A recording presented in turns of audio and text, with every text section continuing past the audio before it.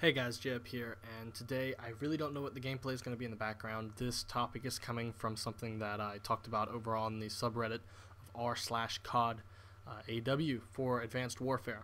And I wanted to bring this up here, and some people had a little bit of a problem over on the subreddit. But I wanted to warn you guys, don't jump on the hype train full force. Pay attention to all the details with Advanced Warfare. Now, when Call of Duty Ghosts was on the hype train about this time last year, everyone was getting ready for it. People were posting all this good stuff, even me. We were trying to break down every little trailer that was coming out about the game to put out whatever we could to make the game seem awesome, pump up people, get them ready for the game. But a lot of people, including me, got burned when it came out. The game had a lot of problems, and I was one of the people who invested in an edition for the Xbox One, and also I bought the Prestige edition for the Xbox 360 because I believed it was going to be an awesome game. Everyone hyped it up. The people who got to go out to the actual place in California to play it early hyped it up, said it was awesome, but I guess they only played a couple maps. And when it came time for release, y'all all know the story of what happened. But I wanted y'all to be careful this time around. We've been burned way too many times with Call of Duty.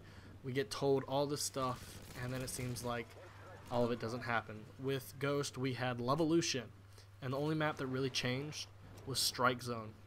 It's like they ran out of time or money when they were working on the whole Levolution idea, and only was able to do one map out of the entire series. Then when it got time to DLC, Levolution really disappeared, and they just started adding in kill streaks to the care package that you can get from completing a field order, which kind of pointed out in the beginning, like, we were pumped for Levolution. We thought it was going to be this big thing, going to be like Battlefield, but nowhere near as destructive, but could change the maps, make things look different, change it up a little bit for Call of Duty. And when it came around, it was only one map, and it was sad.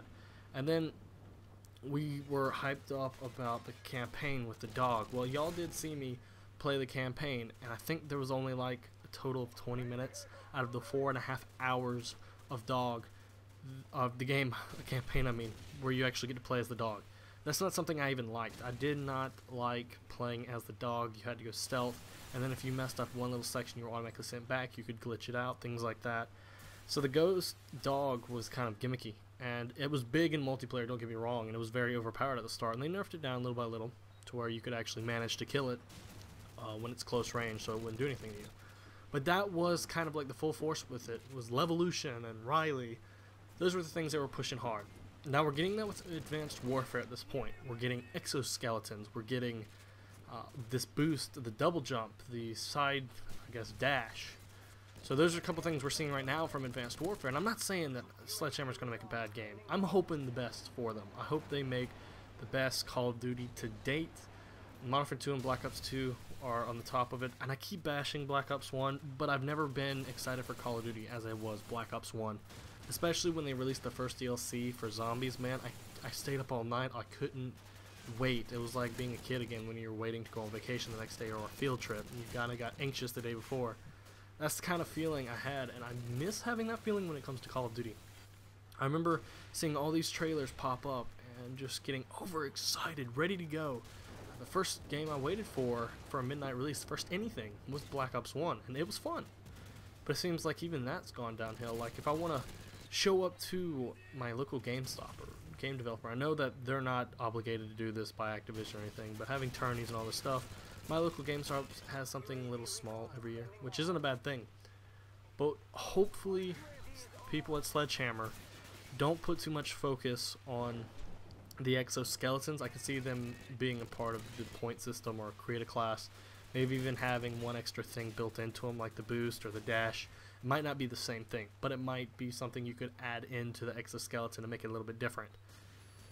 But with the pre-order bonuses, they're putting something special out there that we haven't seen yet, and it's a bonus gun, and then a camo for exoskeleton, which with the pre-order bonuses, how they work is if they have a lot of extras left over, you can get the bonus if you still buy it within like the first week.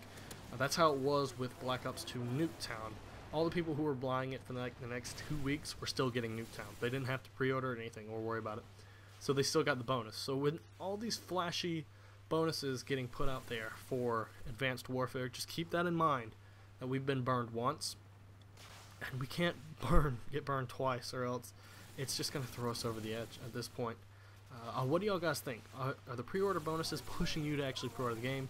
I personally put $5 down on it. I'm not going to get the Prestige Edition. I'm probably not going to get the Hard Edition. I don't care if they have it for 70 bucks and it's some awesome package. Probably not going to do it. I sat here, I'm still looking at my Call of Duty Ghost Prestige box right here.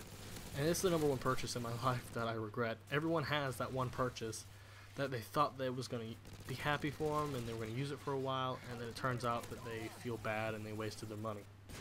Everybody has that. So I just want to let y'all know, just be on your guard when it comes to this game. Leading it up to it, pay attention to all the trailers, all the multiplayer. Look for the little details that are hidden in there to possibly attract people, but that could be problematic.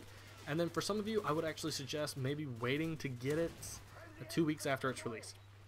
With Ghost, we had pretty much a good mindset of how the game was going to be. Within the first 3 hours of getting home, I knew what the game was going to be like, if it was going to be fun or not, and I immediately stopped playing quite a bit right there. Usually on midnight release, I play it for 12 hours or till I pass out, but with Ghost, like, I had a firm handle. Now, on land, PS3 at GameStop, the game was fun. It was amazing, but I guess it was possibly even patches or something, or overhyped, that threw me off when I got home.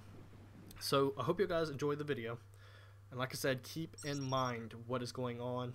Don't get sucked into the hype train, because it just might end up burning you again, and I don't want to see that. So other than that, peace out.